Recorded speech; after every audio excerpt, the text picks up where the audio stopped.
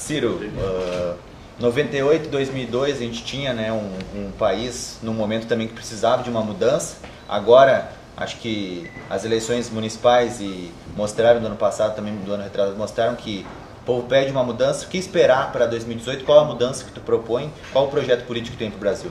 Eu estava lá em 98 e 2002, lutando pela mudança do país. A isso estou dedicado ao longo dos últimos 38 anos.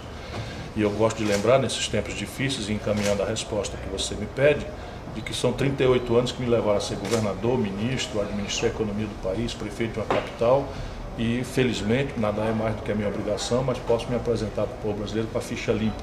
Eu nunca respondi a nenhum mal feito no trato zeloso do dinheiro do povo.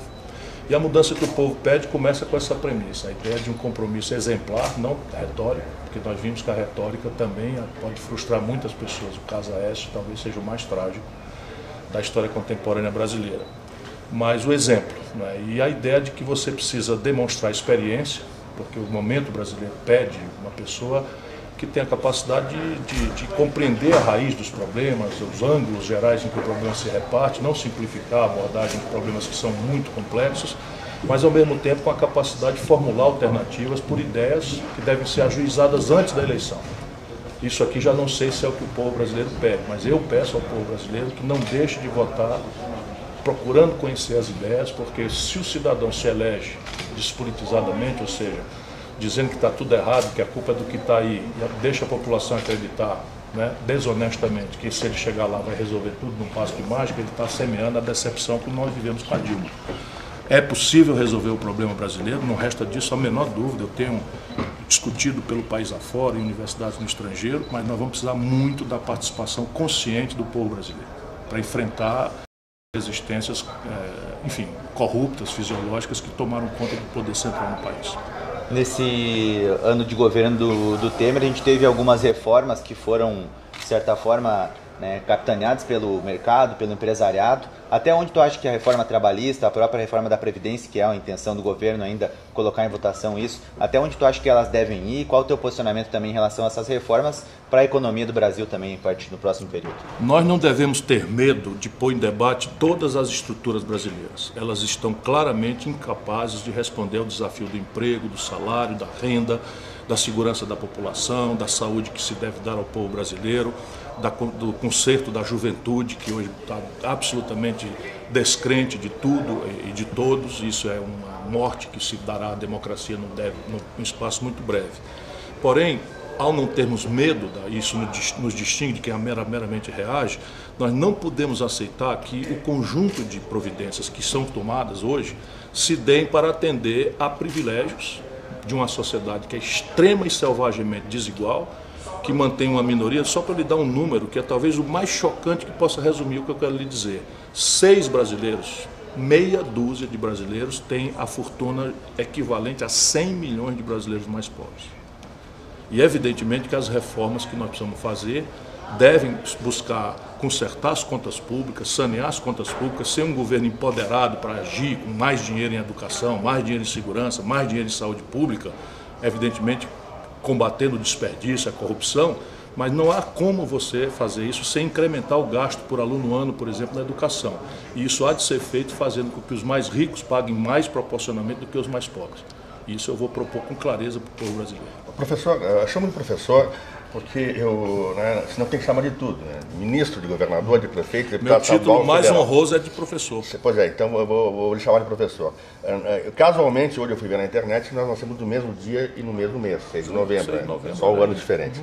Mas assim, pode chamar até de, vamos colocar assim, professor, pré-candidato à presidência, o senhor concorreu 2 vezes, 98 e 2002.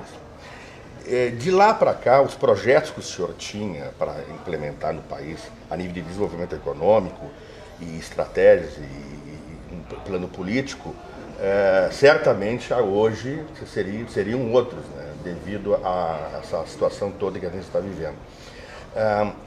Eu entendo assim que hoje o presidente eleito deveria ter agora um plano, uma estratégia diferenciada, que seria o combate à corrupção.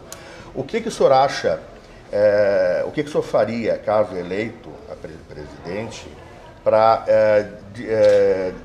mudar o critério, o sistema do judiciário e principalmente do STF nessa influência política que eles estão tendo, né, que ontem, o resultado de ontem, né, no Senado foi devastador para a população do Brasil. O que o senhor pensa nesse aspecto, caso seja eleito a presidente? Uma das mais graves centralidades desse momento é devolver ao povo a confiança de que é possível haver decência no trato das coisas públicas. Hoje, no momento em que eu lhe falo, é muito provável que o seu ouvinte esteja já fazendo uma descrença, porque a aparente generalização da ladroeira causou esse desastre na cabeça do nosso povo. Por isso que eu respondo de novo. Como é que se muda isso? Se muda primeiro com o exemplo. Porque se o de cima rouba, rouba todo mundo. E infelizmente nós estamos vendo oficializada a corrupção pela acusação do Ministério Público, atingindo nada mais, nada menos, pela primeira e pela segunda vez na história do Brasil, o presidente da República. E diante disso, as instituições também têm se comportado de forma anárquica, o que revela a necessidade de duas coisas: uma permanente inovação institucional. As leis que temos se revelaram impróprias e não estão capazes de alcançar, de prevenir, de punir com a severidade e a velocidade necessários. Veja que a Lava Jato, só para lhe dar um exemplo do que eu estou querendo lhe dizer, em nível singular do juiz Sérgio Moro, já fez 190 condenações. O Tribunal Regional Federal, sediado no Rio Grande do Sul, que examina em segunda instância, já fez mais de 50 condenações. E nenhuma condenação foi feita pelo Supremo Tribunal Federal, nem sequer nenhuma absolvição. Por isso a pergunta. Por isso a resposta. Precisamos inovar institucionalmente, porque hoje parte disso se deve à disfuncionalidade da legislação, que é montada de propósito, porque essa legislação é feita pelos barões. E ela é desenhada. E uma das coisas flagrantes é acabar com essa história de fórum privilegiado, não é, para determinados tipos de comportamento. O fórum privilegiado nem deveria merecer esse nome, deveria ser reservado para impedir que o presidente da República ou que um parlamentar sofra do mundanismo, da perseguição política via judicial. Portanto, ok, temos que manter essa lógica. Mas o camarada acusado de roubo, de assalto aos cofres públicos, esse tem que responder como responde o ladrão de galinha. Talvez não, com um agravante de pena, porque está roubando dinheiro do conjunto da sociedade brasileira. Então isso eu pretendo inovar. Para o Rio Grande do Sul, Ciro, aqui em Caxias especificamente, 20 mil empregos perdidos nos últimos 2 anos, né? O que a gente pode dizer? Caxias sofreu muito por ter no setor produtivo a sua matriz, né? O setor especulativo acaba, né, sofrendo um pouco menos. O que a gente pode dizer para Caxias, para o Rio Grande do Sul, né, em termos econômicos para esse próximo período também? O Brasil está se desindustrializando. Como esse eixo Caxias do Sul, Porto Alegre, é basicamente um eixo de um extraordinário vetor industrial do país, vocês estão sofrendo centralmente o que está acontecendo com o Brasil, não é? Como o Nordeste, por exemplo, não tem muita indústria, o peso dessa tendência relativamente menor e menos grave. Por isso o Nordeste tem escapado um pouco disso, mas é devastador. Só para você ter um número, em 1980, 1/3 da riqueza brasileira é extraída da indústria. Vocês, talvez o segundo polo mais, talvez não, o segundo polo mais importante de indústria depois de São Paulo. Pois bem, hoje nós estamos colhendo na indústria 8% apenas da produção da riqueza brasileira. Voltamos ao que era em 1910. Por quê? Juro, câmbio, ineficiência de infraestrutura. Ainda hoje visitei a Marco Polo, é uma empresa absolutamente extraordinária, mas vive sofrendo constrangimentos de juro, câmbio e infraestrutura.